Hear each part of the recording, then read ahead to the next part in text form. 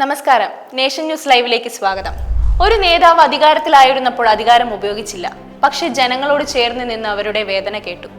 ഒരു മുഖ്യമന്ത്രി ജനങ്ങൾക്കിടയിൽ പടരുന്നത് ഭരണാധികാരിയായി അല്ല, പക്ഷെ ഒരു ദിവസം പോലും അവരെ മറന്നു പോകരുതെന്ന ജനപക്ഷ പ്രതിജ്ഞയായി. ഇത് ഉമ്മൻചാണ്ടിയുടെ കഥയാണ്. ഒരു നേതാവിന്റെ കാരുണ്യവും രാഷ്ട്രീയത്തിലെ ശുദ്ധതയും സേവന മനോഭാവവും നിറഞ്ഞൊരു ജീവിതം. ഇന്ന് നമ്മൾ ഓർക്കേണ്ടതും പഠിക്കേണ്ടതുമായ ഒരു അപൂർവ നേതാവ്. 1943 ഒക്ടോബർ 31 പുതുപ്പള്ളി കാരോട്ട് വള്ളിക്കാലിൽ KO ചാണ്ടിയുടെയും ബേബി ചാണ്ടിയുടെയും മകനായി കോട്ടയം ജില്ലയിലെ കുമരകത്ത് ജനനം. പുതുപ്പള്ളി സെന്റ് ജോർജ് ഹൈസ്കൂളിലെ വിദ്യാഭ്യാസത്തിന് ശേഷം Kottayam CMS college, Changanassery SB college എന്നിവിടങ്ങളിൽ പഠനം നടത്തി. BA ബിരുദം നേടി എറണാകുളം ലോ കോളേജിൽ നിന്നും നിയമബിരുദവും സമ്പാദിച്ചു. വളരെയധികം നിർമ്മലതയും ശാന്തതയും നിറഞ്ഞ ബാല്യകാലം. പക്ഷേ കോളേജ് ജീവിതത്തിൽ അദ്ദേഹം വിദ്യാർത്ഥി രാഷ്ട്രീയത്തിലൂടെ സജീവമായി.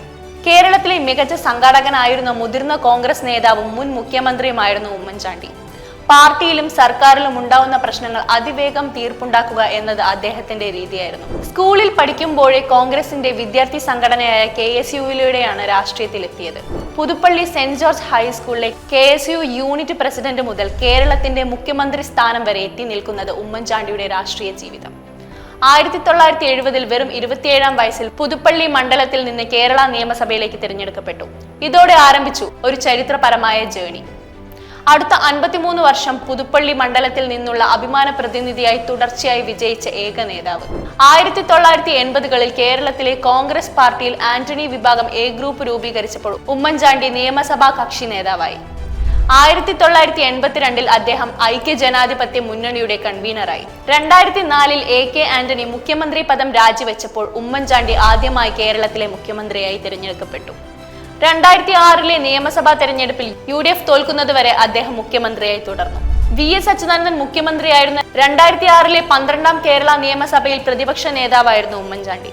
പിന്നീട് 2011-ലെ നിയമസഭാ തെരഞ്ഞെടുപ്പിൽ UDF ജയിച്ചപ്പോൾ വീണ്ടും മുഖ്യമന്ത്രിയായി തിരഞ്ഞെടുക്കപ്പെട്ടു.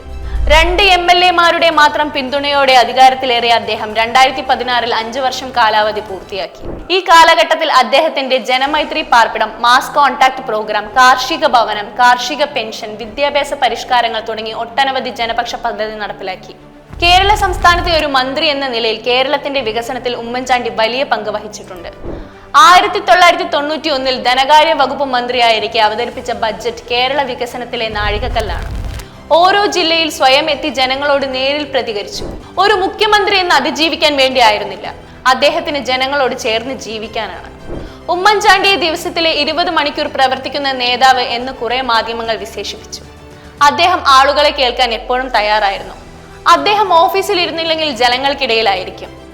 ഐക്യരാഷ്ട്ര സംഘടന ആഗോളതലത്തിൽ പബ്ലിക് സർവീസിനു നൽകുന്ന പുരസ്കാരം 2013-ൽ മുഖ്യമന്ത്രിയായിരിക്കെ അദ്ദേഹത്തിന്റെ ഓഫീസിൽ ലഭിച്ചു. മുഖ്യമന്ത്രിയുടെ ജനസമ്പർക്ക പരിപാടിക്കായിരുന്നു അവാർഡ്. മുഖ്യമന്ത്രി സ്ഥാനത്ത് തുടരവെ 2015-ലാണ് ഉമ്മൻചാണ്ടിക്ക് തൊണ്ടയിൽ അർബുദം കണ്ടെത്തുന്നത്. പിന്നീട് ചികിത്സ നടത്തി രോഗവിമുക്തനായെങ്കിലും 2019-ൽ രോഗം വീണ്ടും വന്നു. അർബുദം അദ്ദേഹത്തിന്റെ ശബ്ദത്തെ സാരമായി ബാധിക്കുകയുണ്ടായി. എങ്കിലും 2022 ഒക്ടോബർ വരെ പരിപാടികളിൽ സജീവ സാന്നിധ്യമായിരുന്നു അദ്ദേഹം. 2022 ഒക്ടോബറിൽ ബംഗളൂരിൽ മകളുടെ വീട്ടിലേക്ക് താമസം മാറിയ അദ്ദേഹം പിന്നീടുള്ള സമയം മുഴുവൻ ആശുപത്രിയും വീടുമായി മാറിക്കൊണ്ടേയിരിക്കുകയായിരുന്നു. 2023 മെയ് 5-ന് ന്യൂമോണിയ ബാധിച്ച് ബംഗളൂരു ചിന്മയ മിഷൻ ആശുപത്രിയിൽ പ്രവേശിക്കപ്പെട്ട അദ്ദേഹം അവിടെ വെച്ച് 2023 ജൂലൈ 18-ന് പുലർച്ചെ 4:30-യോടെ അന്തരിച്ചു. കേരളം മുഴുവൻ ഒരു ജനപക്ഷ നേതാവിനെ നഷ്ടമായതിന്റെ ദുഃഖത്തിൽ നിൽക്കുകയായിരുന്നു. അധികാരമുണ്ടായിരുന്നപ്പോൾ അദ്ദേഹത്തിന് അഹങ്കാരം വന്നില്ല. അധികാരമില്ലാത്തപ്പോൾ പോലും അദ്ദേഹത്തെ അണികൾ കൈവിട്ടുപോയില്ല.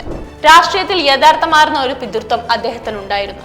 ജനങ്ങൾക്കായി ജീവിച്ച് അവർക്ക് വേണ്ടി പൊരുതിയോടെ പോരാടിയ കേരളത്തിന്റെ ചരിത്രത്തിൽ എന്നും എക്കാലവും ഒരു പ്രകാശമായി തിളങ്ങുന്ന ഒരു നായകൻ ഉമ്മൻചാണ്ടി. അദ്ദേഹത്തിന്റെ പ്രവർത്തനങ്ങൾക്കൊപ്പം മനുഷ്യസ്നേഹവും ഓർമ്മയായിരിക്കും.